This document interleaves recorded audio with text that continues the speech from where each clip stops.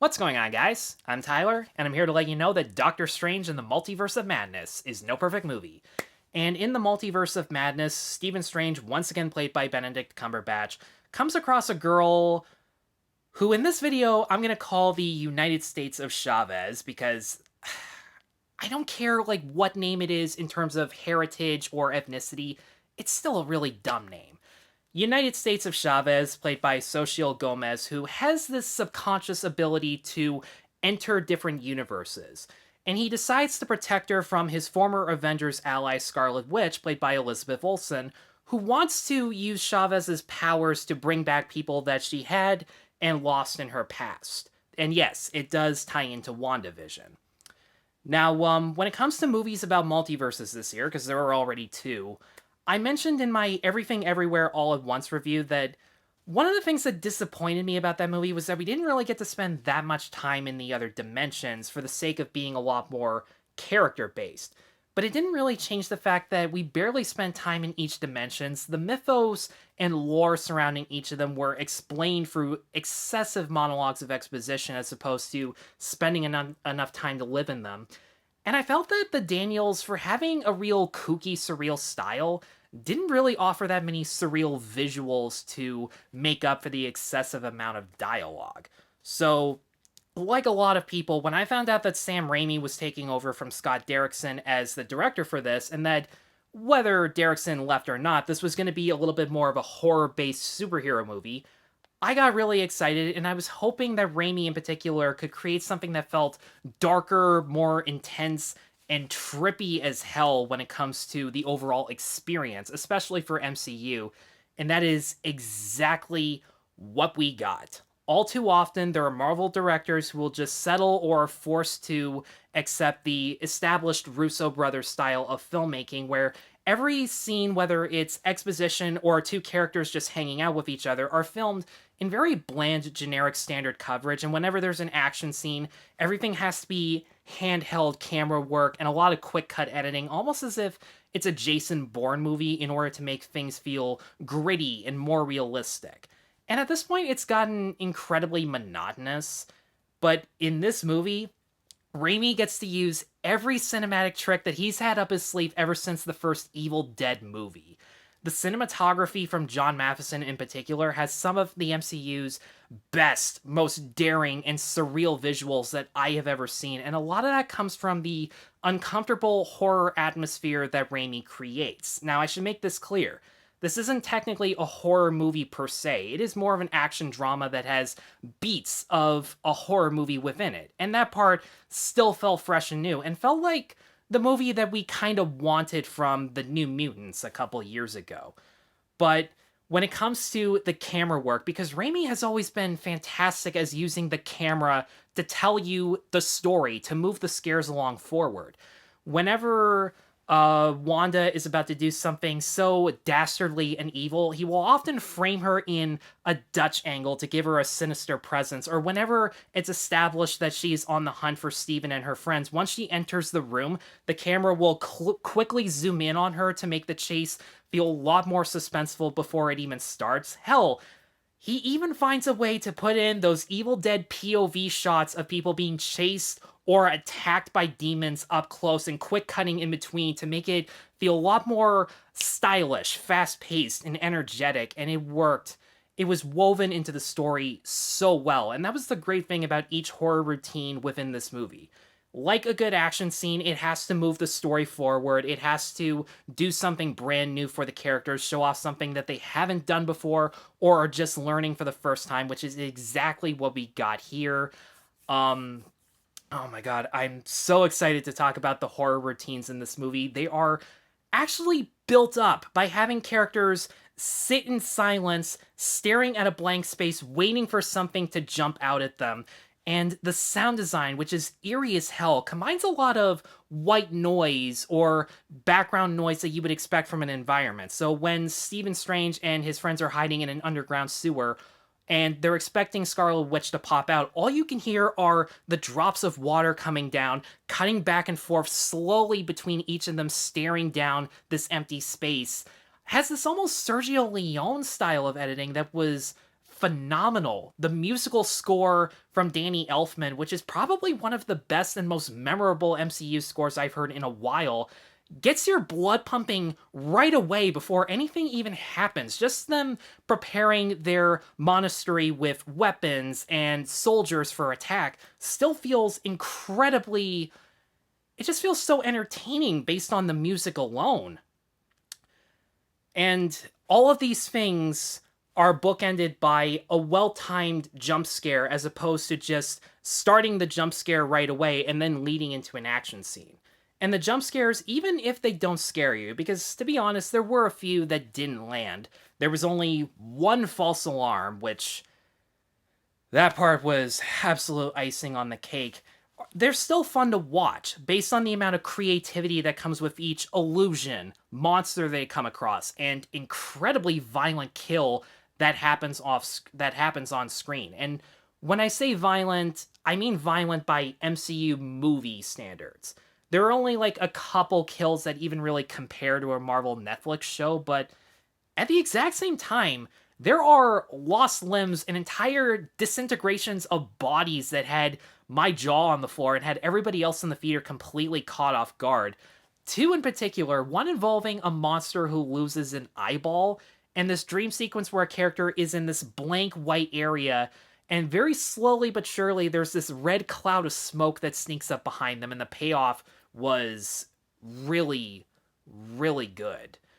And as for traveling through dimension to dimension, while we don't get to spend that much while there aren't really that many dimensions overall, we actually do get to spend a good amount of time in them in order to breathe in each of their atmosphere to see what is so different from the real world. What operations do they work on in regards to physics? What versions of famous superheroes are there? And are they the exact same people? Or are they brand new actors? Because that does lead into some of the fan service cameos, some of which I wasn't expecting but was glad, and some that I was expecting, and while they didn't completely deliver, it was still really cool to see.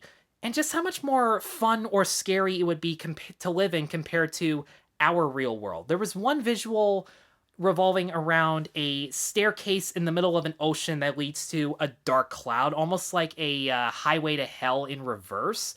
That was... oh my god. As you can tell, this is probably one of my new favorite MCU movies because there's just so much imagination and creativity that went into the script, the cinematography, the direction, and the performances. The performances, it really shouldn't come as a surprise that they are all top-notch, seeing as how a good chunk of them are returning for their fourth or fifth time in this universe. But Benedict Cumberbatch, and I feel weird calling him Cumberbatch because, long story short, my sister introduced my family to Cumberbatch by Sherlock, and we all became big fans of Sherlock, the miniseries Patrick Melrose, among many other stuff, that we already have a pet nickname for him. And that nickname is Cumbernuts.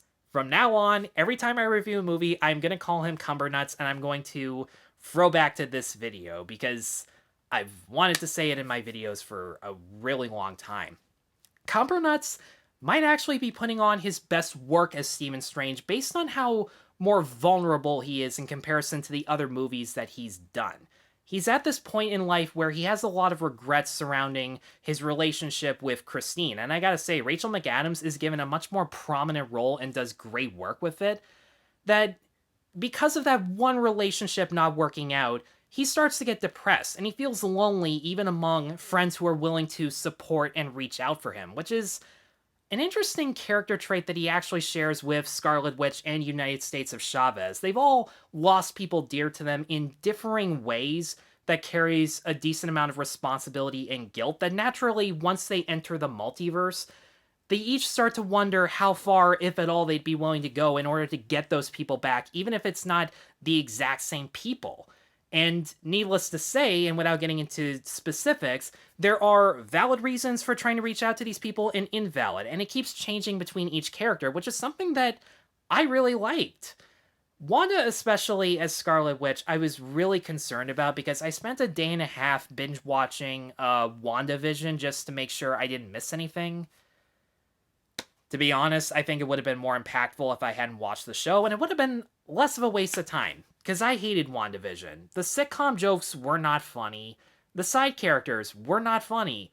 I hated the fact that my favorite character, Rambo, is basically in the show to get superpowers and build up a pointless Captain Marvel spinoff that I'm not going to watch because it's Captain Marvel, but I did like the performances of Olsen and Paul Bettany, but like a lot of people, I felt like it wasn't that good an exploration of grief because in that final episode, based on everything she did to those innocent people, Scarlet Witch got off scot-free in my opinion, and that was something I was really worried about going into this because I saw in the trailer, Steven, when you do something like this, you're considered a hero. When I do it, I'm the villain. That's not fair. And I'm just like, oh, fuck the man versus woman shit. Like, you held an entire town hostage and you're not paying for it. I'm sorry, but like, fuck you.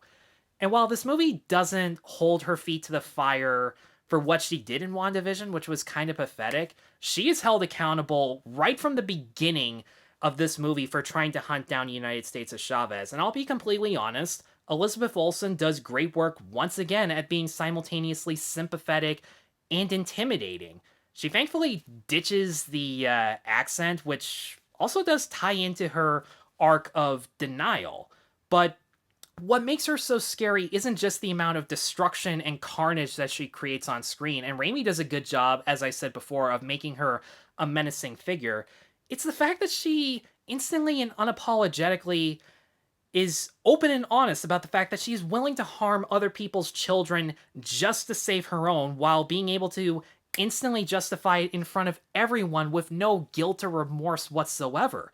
She is so cold-hearted and selfish, and she's so deadpan and nuanced in her expressions and line delivery that it makes her a formidable villain and one of the more interesting MCU villains, seeing as how she spent all of these movies as a hero to begin with. And I will say this about WandaVision, the one positive takeaway I did get is that out of all the Avengers, she is the one who has actually suffered the most amount of loss. Because right from the first movie, she had already lost her parents. She loses more family members. She loses a love interest movie by movie. So her motivations of actually wanting to save or rescue someone, save and rescue are the exact same thing. You guys know what I'm talking about. Is actually a pretty good motivation. And I like that she's not given an easy way out in this movie without getting into specifics. Xochitl Gomez also did a really good job, and I feel bad for her as an actress because there was a decent amount of controversy on her casting right to begin with. And this is a case that even my casting controversies, this is fucking pathetic. I don't know if it was just because she isn't really LGBTQ like the character. Not that it matters. She doesn't actually... It's never really addressed.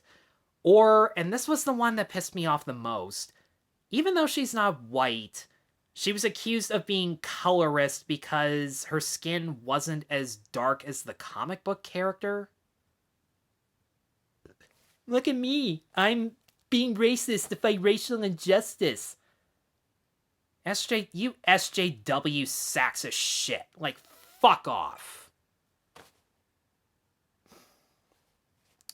But enough about the left. Anyways, what was so great about Gomez's character was that she had this great and unique student-mentor dynamic that felt different from ones that I've seen in this franchise especially. An orphan character like her, you expect her to be tough as nails and rude towards anyone that's trying to help her until she slowly starts to get to know them and form a friendship based on shared secrets and struggles that they've had, only to find out that one of them lied about liking her at the beginning, so she splits up with them only to reunite in the climax.